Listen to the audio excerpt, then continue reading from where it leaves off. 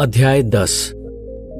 ये है नूह के बेटे शेम, हाम और येपेत का ब्यौरा। जल प्रलय के बाद इन तीनों के बेटे पैदा हुए।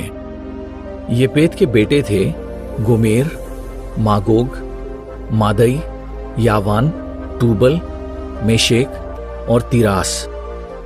गोमेर के बेटे थे अश्कनज, रीपत और तोगरमा।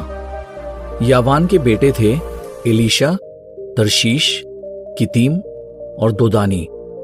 इन्हीं से वो लोग निकले जो द्वीपों में बस गए थे।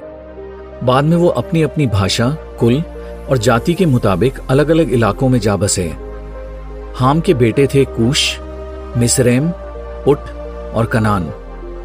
कूश के बेटे थे सबा, हवीला, सबता, रामा और सबतका।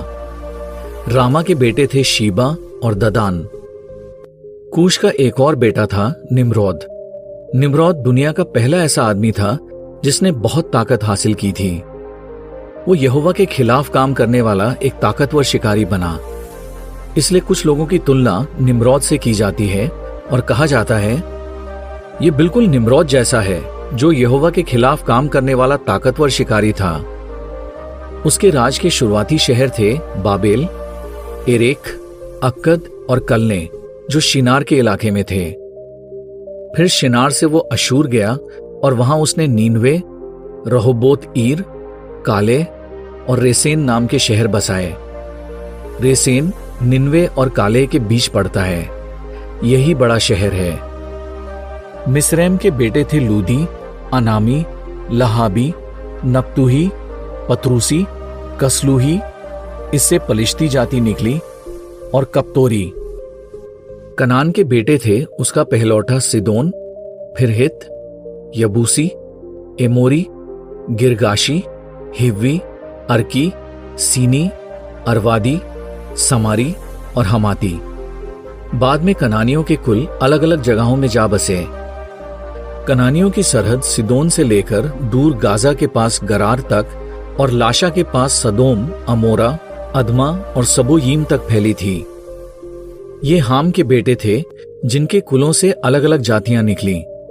ये जातियां अपनी अपनी भाषा के मुताबिक अलग अलग इलाकों में जा बसी। शेम के भी बच्चे हुए जिसका सबसे बड़ा भाई येपेत था। शेम एबेर के सभी बेटों का पुरखा था। शेम के बेटे थे एलाम, असूर, अरपक्षद, लूद और अराम। अराम के बेटे थे ऊज, हूल, गेतेर और मश। अरपक्षद का बेटा शेला था और शेला का बेटा एबेर था। एबेर के दो बेटे थे। एक का नाम पेलेग था क्योंकि उसके दिनों में धरती का बंटवारा हुआ था। उसके भाई का नाम योक्तान था। योक्तान के बेटे थे अल्मोदाद, शेलेप, हसरमावेत, येरा, हदोराम, उजाल, दिकला, ओबाल, अभिमाएल, शीबा, ओपीर, हवीला और योबाब। ये सब योक्तान के बेटे थे। इन लोगों के रहने का इलाका मेशा से लेकर दूर पूरब में सपारा के पहाड़ी प्रदेश तक फैला था। ये शेम के बेटे थे जिनके कुलों से अलग अलग जातियां निकली। ये जातियां अपने अपनी भाषा के मुताबिक अलग अलग इलाकों में जा बसी। ये सभी नूह के बेटों के खानदान और उनसे निकले कुल हैं।